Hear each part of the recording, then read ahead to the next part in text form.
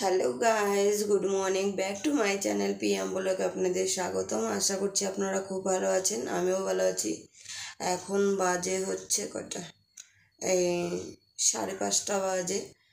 আর রাতভর মেয়েটার বেদম জ্বর গেছে। কী যে হলো সংসারে কিছুই বুঝতে পারতেছি না। আমার দুদিন আগে এত শরীর খারাপ, আজকেও আবার মেয়ের বেদম জ্বর। আর বাইরের ওয়েদারটা দেখবে খুব খারাপ। এই দেখো, প্রচণ্ড হারে বৃষ্টি হয়েই যাচ্ছে। কুয়াশা একদম ঢেকে গেছে, ওই পাহাড় একদম ঢেকে গেছে। আর শরীরটা প্রচণ্ডই খারাপ মেয়ের। এখন ঘরটা ঝাড় দেবো। আমি মুখ টুক সব কিছু ধুয়ে আসলাম, ড্রেস চেঞ্জ করে নিলাম। এখন খালি ঘরটা ঝাড় দিব। ঝাড় দিয়ে তারপরে চাল ভিজায় রাখছি, ভাতটা বসায় দিব। আর মেয়েকে দেখি কোনো কিছু বানায় দিই। কালকে রাতের বেলা খাইতেও পারেনি ঠিক মতো। ঠিক আছে। আর এদিকে জামা কাপড় সব মেলে দিয়েছি ধুয়েতে। ঠিক আছে, চটপট কাজগুলো করি। 5:30 বাজে গেছে।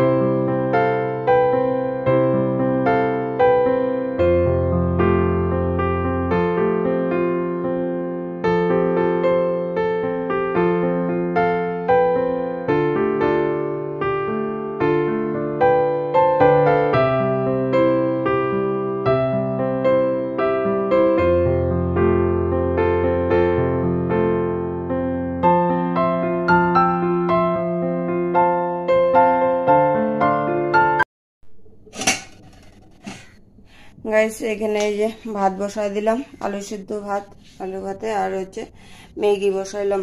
মেয়ের খিদা পেয়ে গেছে বললো। মেয়েটার এত জ্বর, ভাল লাগছে না।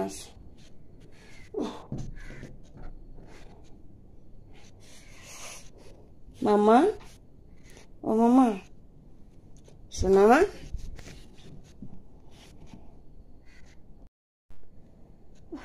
কিছুই বুঝতেছি না তো।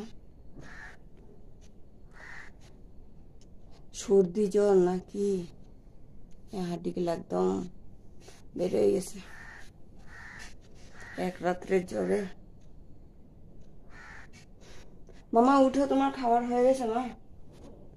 উঠো উঠো উঠো, একটু কিছু খাও, খায় ওষুধ খাও আবার। এখন বাজে গেছে 5:45। দেখি সবজি কি রান্না করব, পারবো কি নেই সবজি রান্না করতে। ডিউটি যেতে লাগবে, বৃষ্টি হচ্ছে বাইরে। আমার শরীরটাও এখন হচ্ছে ঠিক হয়েছে তা না, এখন হচ্ছে আমার শরীরটাও ঠিক হয়নি ঠিক মতো। আবার মেয়েটা পড়ে গেল বিছানায়। আজ কালকে থেকে স্কুল খুলছে, কন্টিনিউ এখন স্কুল হবে।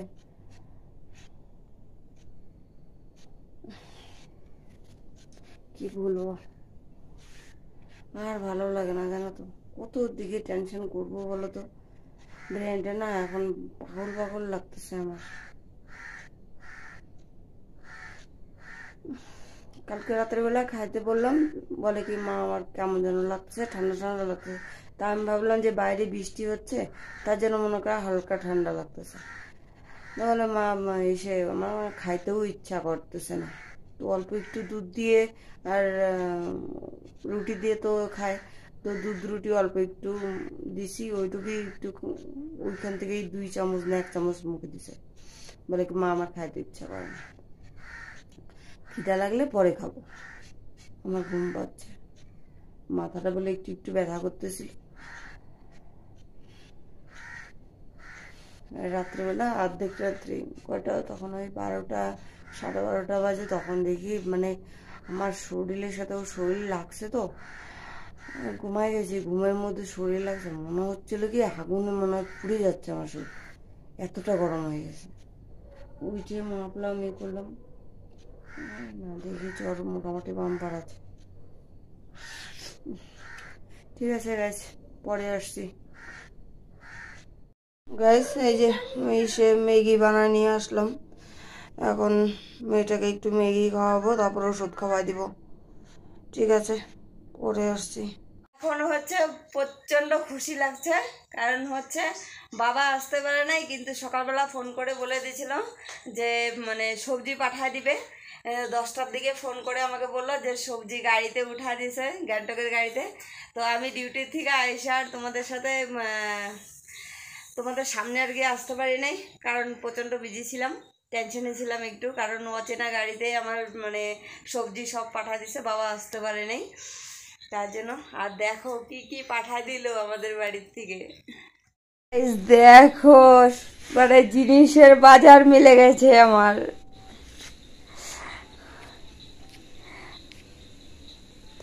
বুঝতে পারছো এখানে কত জিনিস, এখন মনে হচ্ছে আমি বস্তির মেয়ে, এরকম লাগছে।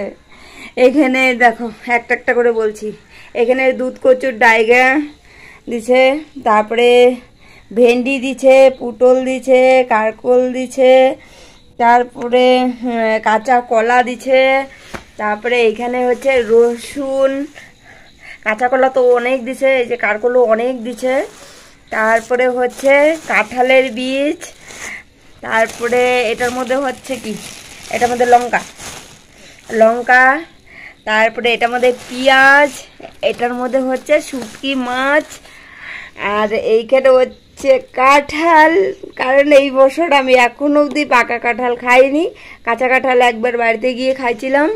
আর এইটা ভর্তি হচ্ছে আম, মেয়ের জন্য এতগুলো আম পাঠাইছে, দেখো এইটা ভর্তি খালি আম।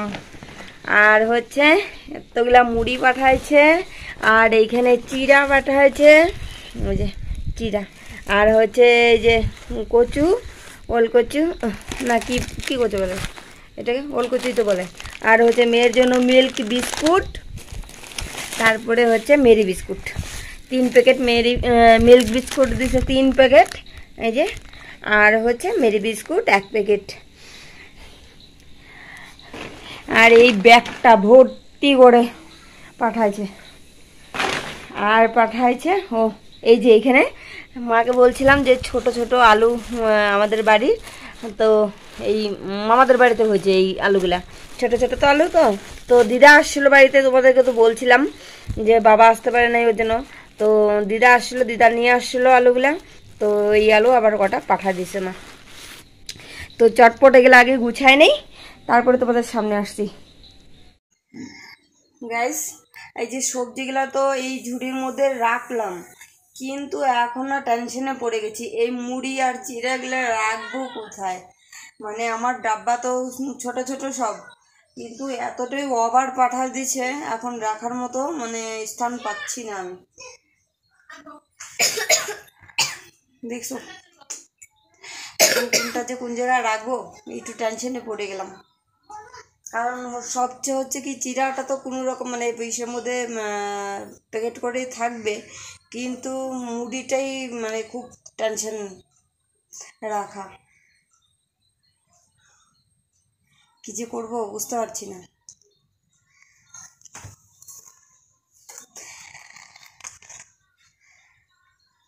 তো ঠিক আছে, তোমাদের সাথে পরে আসছি, একটু জিরা নেই মাথায় করে, এই মানে ভারী ব্যাগটা মাথায় করে নিয়ে আসছি আজকে 5 মাইল থেকে ঘরে, মাথা ব্যথা করতেছে আমাদের এই জায়গাটা, প্রচণ্ড ব্যথা করতেছে, গরম হয়ে গেছে মাথা,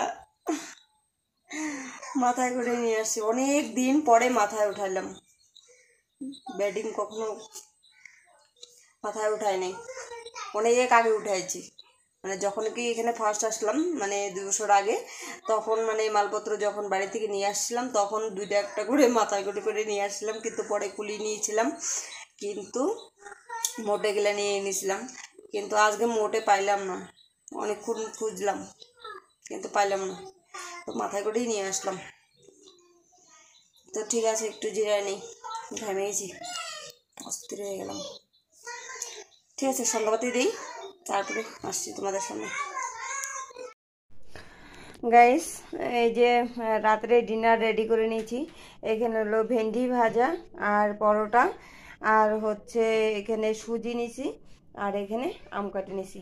আর এই দেখো কত আম, ওই পাশে আরও আছে। ঠিক আছে, খাওয়া দাওয়া করে নিই, পরে আসছি। এখন বাজে 9টা, পাক্কা 9টা বাজে। ঠিক আছে